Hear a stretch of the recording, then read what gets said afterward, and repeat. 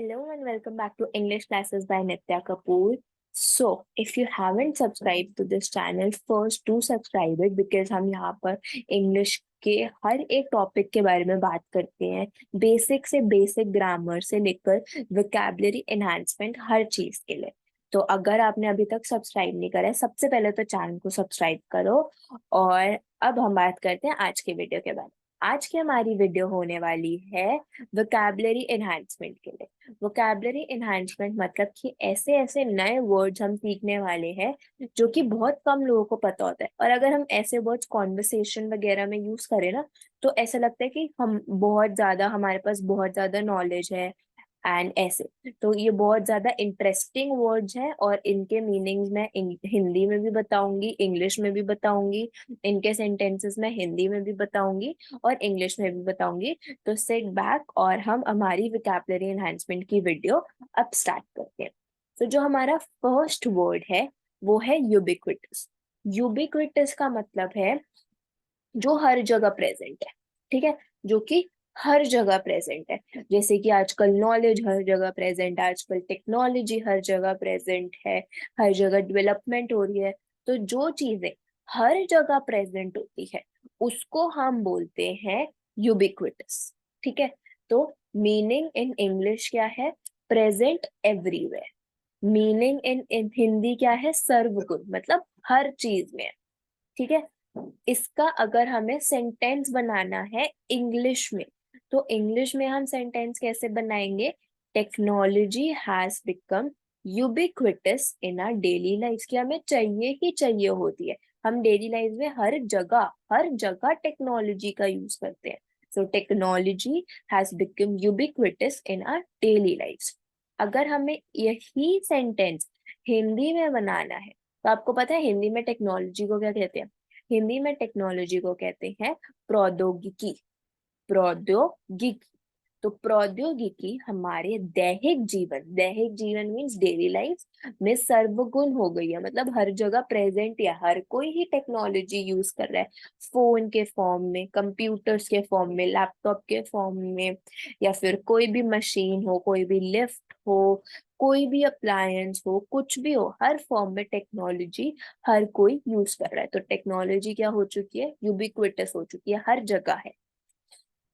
Next is serendipity. Serendipity का meaning क्या होता है? कि मतलब कि कुछ नया मिल गया, ठीक है, कोई नई फाइंडिंग हो गई, या कोई चीज हमें मिल गई, बट हम उसको ढूंढ नहीं रहे थे, हम कुछ अपना अपना काम कर रहे थे, बट हमें ना वो गलती से मिल गई। ऐसे ना बहुत सारे एक्सपेरिमेंट्स में होता है कि हम ढूंढ तो कुछ और रहे होते हैं, साइंटिस्ट ढूंढ ढूंढ तो कुछ और रहे होते हैं, बट उन्हें कोई नई चीज मिल जाती है जो वो ढूंढ ही नहीं रहे होते, जिनका उन्हें पता ही नहीं होता कि ये चीज भी है।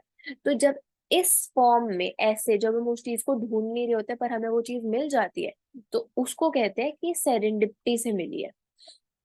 सो इसका इंग्लिश में मीनिंग क्या हुआ? Finding something good without looking for it. तो कुछ वैल्यू की चीज मिल गई जब हम उसे ढूंढ ही नहीं रहे थे। और इसका हिंदी में मीनिंग होता है आकस्मिक भाग्य। इंग्लिश में अगर हमें सेंटेंस बनाना है तो हम कैसे बनाएंगे? Their meeting was pure serendipity. कि वो गलती से मिल गए, कहीं उन्होंने प्लान नहीं करा था मिलने का। फिर हिंदी में सेंटेंस यही वाला, तो उनका मिलन पूरी तरह से आकस्मिक भाग्य था।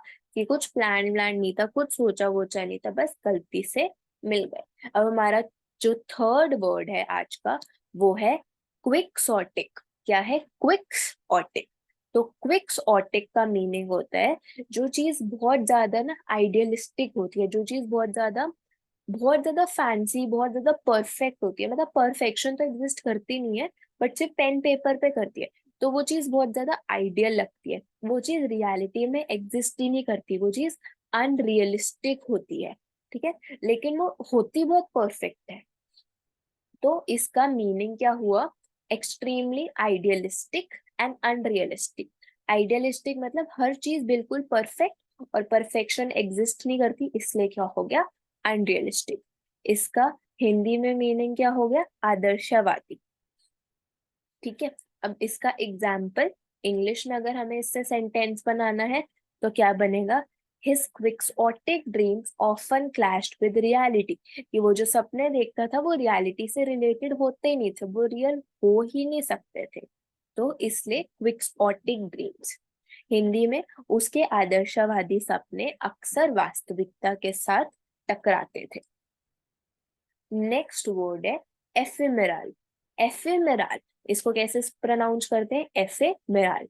नाउ एफेमेरल का मतलब है कि कोई चीज बहुत थोड़ी सी देर के लिए थी, बहुत थोड़ी सी देर के लिए, वो बिल्कुल भी लास्ट लॉन्ग नहीं करती, बहुत थोड़ी सी देर के लिए ही होती है। ठीक है, जैसे कि कोई भी चीज है, जैसे कि कोई खाने का टेस्ट है, वो थोड़ी देर के लिए ही अच्छा लगता है, कि अगर उसको बहुत देर तक रखे रखो तो वो अच्छा नहीं लगता, तो एफेमेरल हो गया वो। तो इसका इंग्लिश में मीनिंग क्या है? Lasting for a very short time. Hindi में मीनिंग क्या है? क्षणिक। क्षणिक मतलब कुछ सेकंड्स के लिए थोड़े से टाइम के लिए।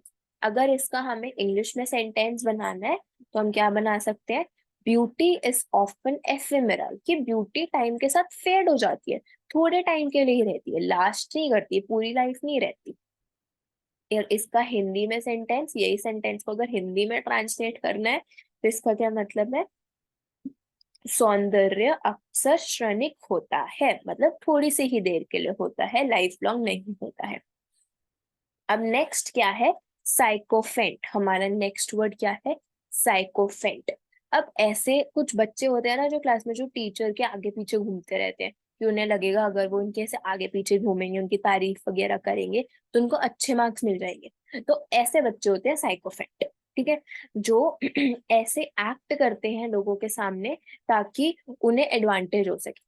जैसे किंग्स के पास, किंग जो होते हैं उनके पास भी जो लोग होते हैं वो भी किंग की हर टाइम तारीफ करते रहते हैं, चाहे कितना ही बेकार किंग क्यों ना हो। क्यों? ताकि उन किंग उनको कोई एडवांटेज दे दे, कोई अंगूठी उतार के दे दे या कुछ भी।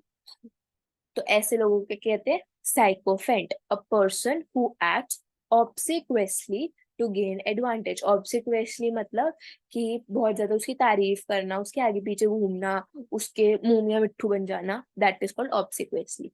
सो इसका हिंदी में मीनिंग क्या होगा? खुशामदगी। खुशामदगी। सो एग्जाम्पल क्या होगा इसका? अगर सेंटेंस बनाना है इंग्लिश में तो उसका example, he was surrounded by sycophants who praised his every move.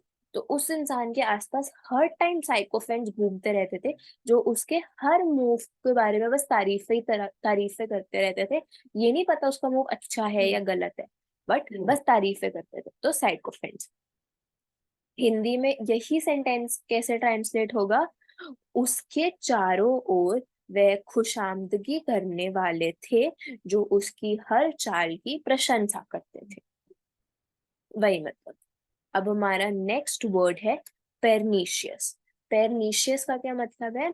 किसी कोई ऐसी चीज, कोई ऐसा एक्ट हो सकता है, कोई ऐसी चीज हो सकती है, कोई ऐसा खाना हो सकता है, कुछ भी ऐसी चीज जो हमें एक हार्मफुल इफेक्ट दे, जो हमारे लिए हानिकारक हो, जो हमें नहीं करना चाहिए। तो इंग्लिश में मीनिंग क्या है? Having a harmful effect, specially in a gradual और सटल वे, मतलब धीरे धीरे दिखेगा उसका इफेक्ट, जल्दी से ही नहीं दिखेगा। और हिंदी में मीनिंग क्या है? हानिकारक। तो इसका अगर हमें सेंटेंस बनाना है, तो अगर इंग्लिश में सेंटेंस बनाना है तो बन सकता है, the perniciously influence of gossip can damage relationships. जो हर टाइम इधर उधर बातें करते रहते हैं, उसकी वजह से जो रिलेशनशिप होते हैं वो खराब हो जाते हैं। और अगर हिंदी में सेंटेंस बनाना है तो गप्पों का हानिकारक प्रभाव रिश्तों को क्षति पहुंचा सकता है, मतलब डैमेज कर सकता है। अब हमारा नेक्स्ट वर्ड है इलोक्वेंट। इलोक्वेंट कब यूज करते हैं? या तो किसी की राइटिंग या फिर किसी का स्पीकिंग का तरीका, बोलने का तरीका या लिखने का तरीका बहुत अच्छा हो, मतलब उसमें अच्छे वर्ड्स हो, उसमें ग्रामर ठीक हो, और वो बहुत ज्यादा अट्रैक्टिव वो हो स्पीकिंग का या फिर राइटिंग का, बेसिकली क्रिएटिव राइटिंग बहुत अच्छी हो या क्रिएटिव स्पीकिंग हो। तो इंग्लिश में मीनिंग क्या हो गया? फ्लुएंट और परसुएसिव इन स्पीकिंग और राइटिंग। हिंदी में मीनिंग क्या हो गया? प्रवक्ता, जो किसी को इन्फ्लुएंस कर सकती है, जो किसी को अट्रैक्ट कर सकती है। तो अगर इसका सेंटेंस बनाना है इंग्लिश में, तो इंग्लिश में इसका सेंटेंस बन सकता है, हर eloquent speech captivated the audience, उसकी स्पीच इतनी अच्छी थी कि ऑडियंस उसको सुनती ही रह गई। नेक्स्ट, हिंदी में अगर इसका सेंटेंस बनाना है तो उसका प्रवक्ता भाषण श्रोताओं को मोहित कर गया, कि उनको बहुत अच्छा लगा। अब हमारा नेक्स्ट वर्ड है वोरेशियस। वोरेशियस का मतलब होता है जब हमें कोई चीज चाहिए होती है ग्रेट क्वांटिटीज में। अब वो इंफॉर्मेशन हो सकती है, वो खाना हो सकता है, वो पैसे हो सकते हैं, वो कुछ भी हो सकता है। जब हम किसी चीज को क्रेव करते हैं बहुत ज्यादा ज्यादा क्वांटिटीज में, तो इसका इंग्लिश में मीनिंग है वांटिंग और डिवायरिंग ग्रेट क्वांटिटीज ऑफ फूड और इंफॉर्मेशन। और इसका हिंदी में मीनिंग है भुक्कड़। और अगर हमें सेंटेंस बनाना है इंग्लिश में तो हम बना सकते हैं she is a voracious reader finishing several books a week. तो वो इतना ज्यादा पढ़ती है, उसको इतनी ज्यादा इंफॉर्मेशन चाहिए कि वो बहुत सारी बुक्स एक ही हफ्ते में खत्म कर देती है। वह एक बुक्खड़ पढ़ने वाली है, हफ्ते में कई किताबें पूरी कर लेती है। Now our next word is nefarious. Nefarious मतलब कोई बहुत, जो बहुत शातिर हो, ठीक है, जो बहुत विलन की तरह हो या फिर कोई क्राइम वगैरह करता हो, ऐसा। ठीक है, तो विकेड। विकेड मतलब, विकेड क्या होता है, जैसे विचेस को विकेड कहते हैं, विकेड विच। तो ऐसे जो गंदे लोग हो, विलन हो, क्रिमिनल हो, तो मीनिंग इन इंग्लिश क्या है, विकेड, विलेनस और क्रिमिनल। और हिंदी में क्या मीनिंग है, दुराचारी, जो गलत काम करते। तो अगर आप सेंटेंस बनाना है इंग्लिश में तो उसका एग्जाम्पल हो सकता है the nefarious activities of the secret society were uncovered. तो वो जो भी गलत क्रिमिनल एक्टिविटीज कर रही थी वो सीक्रेट सोसाइटी, उसके बारे में सबको पता चल गया। फिर अगर इसका हिंदी में ट्रांसलेट करना है तो गुप्त समाज की दुराचारी गतिविधियां खुल गई। अब हमारा आज का लास्ट वर्ड है प्रोलिफिक। प्रोलिफिक का मतलब है कि कुछ बन रहा है बट वो बहुत ज्यादा लार्ज क्वांटिटीज में बन रहा है, producing a large amount of something. Hindi में क्या मीनिंग हुआ, उत्कृष्ट, बहुत ज्यादा बना। फिर इसकी अगर इसका अगर सेंटेंस बनाना है इस वर्ड को यूज कर कर इंग्लिश में तो बना सकते हैं the author is known for her prolific writing releasing multiple books each year. कि वो बहुत ज्यादा बुक्स एक ही साल में निकाल देती है वो ऑथर। फिर इसका हिंदी में सेंटेंस का क्या ट्रांसलेशन होगा, लेखिका अपने उत्कृष्ट लेखन के लिए जानी जाती है, हर साल कई पुस्तकें रिलीज करती है। तो दिस वॉज प्रोलिफिक। तो आई होप आज आपने बहुत सारे नए वर्ड सीखे होंगे। ऐसी ही बहुत सारी अमेजिंग वीडियोस के लिए चैनल को सब्सक्राइब करना, वीडियो को लाइक करना, और कोई डाउट हो तो कमेंट सेक्शन में पूछ लेना। Thank you for watching, will meet in the next one.